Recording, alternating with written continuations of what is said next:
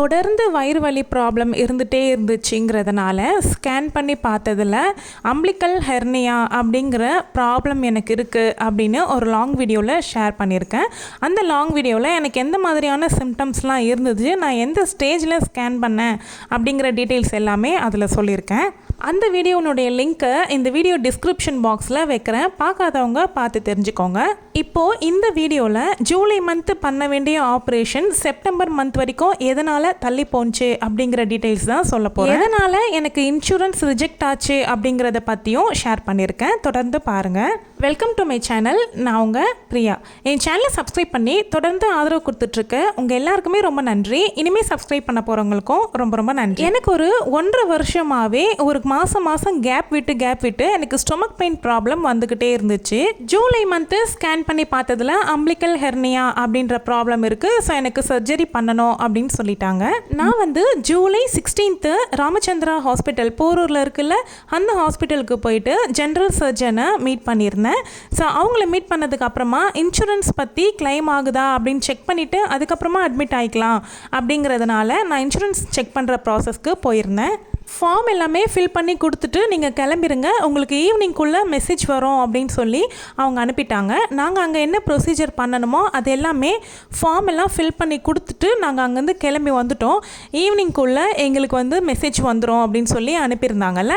நான் ஈவினிங் வரைக்கும் வெயிட் பண்ணி பார்த்துட்டு மெசேஜுமே வந்துச்சு, இன்சூரன்ஸ் டினைடுன்னு வந்துருச்சு, ரிஜெக்ட் ஆயிடுச்சு அப்படிங்கிற மாதிரி வந்துருந்துச்சு. நான் காண்டாக்ட் பண்ணி என்ன காரணத்தினால எனக்கு இன்சூரன்ஸ் ரிஜெக்ட் ஆயிருக்கு அப்படின்னு சொல்லி கேட்டேன்.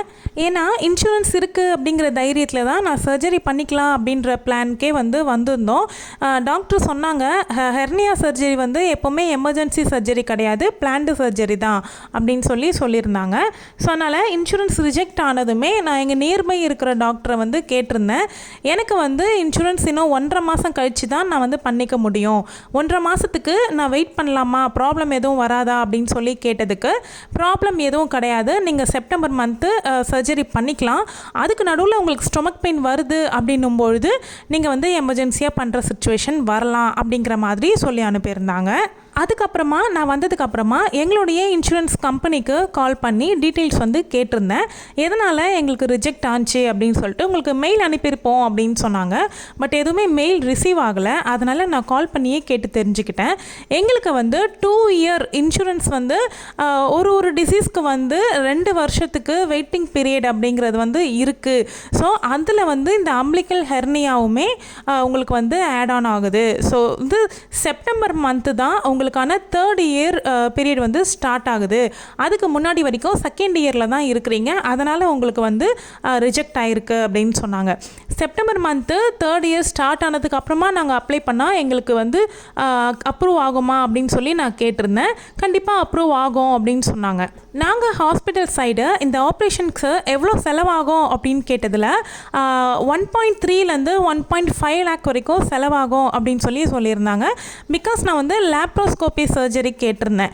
ஓப்பன் சர்ஜரி அப்படின்னா இன்னுமே கம்மியாகும் அப்படின்னு சொன்னாங்க. இல்லை எனக்கு ஓப்பன் சர்ஜரி வேண்டாம், லேப்ரோஸ்கோபி தான் வேணும் அப்படின்னு சொல்லிட்டு நான் கேட்டதில் 1.5 வரைக்கும் ஆகிறதுக்கு வாய்ப்பு இருக்குது அப்படின்னு சொன்னதுனால நாங்கள் அவ்வளோ காசு கையிலேருந்து போட்டு செலவு பண்ணுறதை விட வெயிட் பண்ணி சர்ஜரி பண்ணிக்கலாம் அப்படிங்கிற பிளானுக்கு வந்துட்டோம்.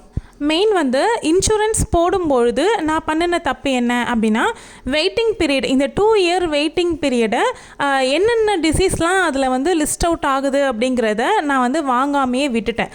ஸோ அதை நான் வாங்கியிருந்தேன் அப்படின்னா நான் அப்ளை பண்ணி ரிஜெக்ட் ஆகிற சுச்சுவேஷன் கொண்டு வந்திருக்க மாட்டேன். வெயிட் பண்ணி ஃபஸ்ட்டு அப்ளைலேயே எனக்கு அப்ரூவ் ஆகிற மாதிரி நான் செப்டம்பர்லேயே அப்ளை பண்ணியிருப்பேன். எனக்கு தைராய்டு ப்ராப்ளம் இருக்குது. ஸோ ப்ரீ எக்ஸிஸ்டிங் சர்ஜரி இல்லை ப்ரீ எக்ஸிஸ்டிங் டிசீஸ்க்கெல்லாம் அவங்க 3 இயர் வெயிட்டிங் பீரியட் கொடுப்பாங்க. ஸோ அது எனக்கு தெரியும், அதனால் நான் அதை பற்றி எதுவுமே கேட்டுக்கல. இந்த 2 இயர் வெயிட்டிங் பீரியட் லிஸ்ட்டை தான் நான் வாங்காமல் விட்டுட்டேன்.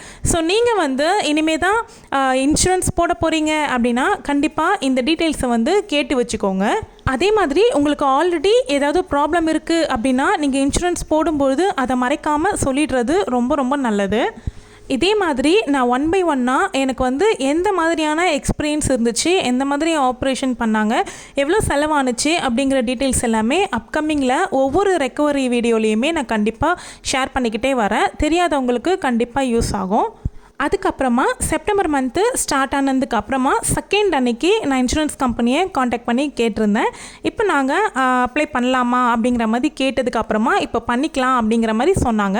புதுசாக அப்ளை பண்ணுங்கள், ஆல்ரெடி பண்ணின அந்த ஃபார்ம் மூலிமா பண்ணாதீங்க, புதுசாக ஃபார்ம் வாங்கி பண்ணுங்கள் அப்படின்னு சொன்னாங்க. ஸோ நான் வந்து புதுசாக செப்டம்பர் 8 அன்னைக்கு ஹஸ்பண்ட் போயிட்டு ஃபார்ம் எல்லாம் வாங்கிட்டு அப்ளை பண்ணிவிட்டு வந்திருந்தாங்க. செப்டம்பர் 8 ஈவினிங்குள்ளே எங்களுக்கு வந்து அப்ரூவ்ட் ஆன மாதிரி ஃபோன் கால்மே வந்துருந்துச்சு. ஸோ வந்து ப்ரீ ஆத்தரைஸ்டு அமௌண்ட் வந்து 50,000 வந்து எங்களுக்கு வந்து அப்ரூவ் ஆகி ஹாஸ்பிட்டல் சைடு வந்து போயிடுச்சு அப்படிங்கிற மாதிரி வந்துருந்துச்சு. அப்ரூவ் ஆனதுக்கு அப்புறமா தான் நாங்கள் வந்து செப்டம்பர் 10 அன்னைக்கு அட்மிட் ஆகணும் அப்படிங்கிறது ஹாஸ்பிட்டல் சைட்லேயே சொல்லி அனுப்பிட்டாங்க. உங்களுக்கு வந்து இன்சூரன்ஸ் அப்ரூவ் ஆகுது அப்படின்னும்போது 10 அன்னைக்கு வந்து அட்மிட் ஆகுங்க அப்படின்னு சொல்லியிருந்தாங்க. ஸோ நாங்களுமே 10 அன்னைக்கு கரெக்டாக போயிட்டு அட்மிட் ஆகிட்டோம். என்னதான் நம்ம வந்து கேஷ்லெஸ் ட்ரீட்மெண்ட்டில் அட்மிட் ஆகிறோம் அப்படின்னா கூட அங்கே வந்து 5,000 வந்து அட்மிஷன் ஃபார்முக்காக அவங்க வந்து பே பண்ண சொல்லியிருந்தாங்க. என்ன நாங்களுமே பே பண்ணியிருந்தோம். ஸோ லாஸ்ட்டாக டிஸ்சார்ஜ் டைமில் அந்த 5,000 கால்குலேட் பண்ணிக்கிட்டாங்க. நான் போட்டு வச்சுருந்த இன்சூரன்ஸ் அமௌண்ட் வந்து 5 lakhsக்கு போட்டு வச்சுருந்தேன். ஸோ வந்து உங்களுக்கு வந்து ஷேரிங் ரூம் வந்து வரும், 5,000 ரெண்ட்டுக்குள்ளே இருக்க ரூமை நீங்கள் ஷேர் பண்ணிக்கலாம், எப்படி எடுத்துக்கிறீங்க அப்படின்னு கேட்டிருந்தாங்க. ஸோ நாங்கள் அந்த மாதிரி ஷேரிங் ரூமே எடுத்துக்கிட்டோம். ஏன்னா ஆப்ரேஷனுக்கு அப்புறமா ரெஸ்ட் ரூம் போகிறதுக்கெலாம் கொஞ்சம் சௌகரியமாக இருக்கும் அப்படிங்கிறதுனால நாங்கள் ஷேரிங் ரூம் தான் எடுத்திருந்தோம். 10th அன்னைக்கு அட்மிட் ஆனேன்னு சொன்னல. ஸோ அன்னையிலேருந்து அட்மிஷனுக்கு அப்புறமா ஒவ்வொரு டெஸ்ட்டுமே எடுக்க ஆரம்பிச்சிட்டாங்க. எனக்கு வந்து பிளட் டெஸ்ட் தான் ஃபஸ்ட்டு எடுத்திருந்தாங்க. பிளட் டெஸ்ட்டு, இசிஜி, அப்புறம் வந்து தேர்ஸ்டே அன்னைக்கு எக்கோ, இந்த மாதிரி லைனாக நிறைய டெஸ்ட் வந்து எடுத்தாங்க. அப்புறம் என்னுடைய ப்ரீ எக்ஸிஸ்டிங் மெடிக்கல் டீட்டெயில்ஸ் எல்லாமே கேட்டு அவங்க நோட் பண்ணி வச்சுக்கிட்டாங்க. தைராய்ட் டேப்லெட்ஸ் எல்லாமே கூட அவங்க வாங்கி வச்சுக்கிட்டாங்க. இண்டிவிஜுவலாக நீங்கள் எந்த டேப்லெட்ஸுமே எடுத்துக்கக்கூடாது, எல்லாமே நாங்கள் தான் கொடுப்போம் அப்படிங்கிற மாதிரி வாங்கி வச்சுக்கிட்டாங்க. எனக்கு வந்து தேர்ஸ்டே நைட்டு 10 o'clock நீங்கள் சாப்பிட்றணும், அதுக்கப்புறமா சாப்பாடோ இல்லை தண்ணியோ எதுவுமே குடிக்கக்கூடாது அப்படின்னு சொல்லிட்டாங்க. பிகாஸ் ஃப்ரைடே வந்து எனக்கு சர்ஜரி வந்து பிளான் பண்ணியிருந்தாங்க. ஃப்ரைடே சர்ஜரி பிளான் பண்ணதுக்கு அப்புறமா ஃபஸ்ட்டு நான் நினச்சது என்ன அப்படின்னா, எனக்கு மார்னிங் இயர்லியாகவே சர்ஜரி முடிஞ்சிடுச்சு அப்படின்னா ரொம்பவே நல்லாயிருக்கும். ஏன்னா தண்ணியும் குடிக்காமல் சாப்பாடும் இல்லாமல் ரொம்ப நேரம் இழுத்துருச்சு அப்படின்னா என்னால் பசியும் தாங்க முடியாது, தொண்டையும் வறண்டு போயிடும். அப்படிங்கிறதுனாலேயே நான் சீக்கிரமாக ஆப்ரேஷன் முடிஞ்சிட்டா நல்லாயிருக்கும் அப்படிங்கிற மாதிரி தான் யோசித்து வச்சுருந்தேன். அதே மாதிரியே எனக்கு ஃபஸ்ட்டு ஆப்ரேஷனே என்னோடது வந்து அலர்ட் பண்ணியிருந்தாங்க. நெக்ஸ்ட் வீடியோவில் என்னுடைய சர்ஜரி எக்ஸ்பீரியன்ஸும் எவ்வளோ அமௌண்ட் ஆச்சு அப்படிங்கிறதும், அதுக்கப்புறமா ஃபஸ்ட்டு வீக் ரெக்கவரி எவ்வளோ டஃப்பாக இருக்குது அப்படிங்கிறத பற்றியும் நான் நெக்ஸ்ட் வீக் வீடியோவில் நான் ஷேர் பண்ணுறேன். இதில் உங்களுக்கு ஏதாவது டவுட் இருக்குது அப்படின்னா கமெண்ட்டில் கேளுங்க, நான் கண்டிப்பாக ரிப்ளை பண்ணுறேன். இதுக்கு முன்னாடி போட்ட வீடியோ இந்த ஸ்க்ரீனில் இருக்குது. தேங்க்யூ.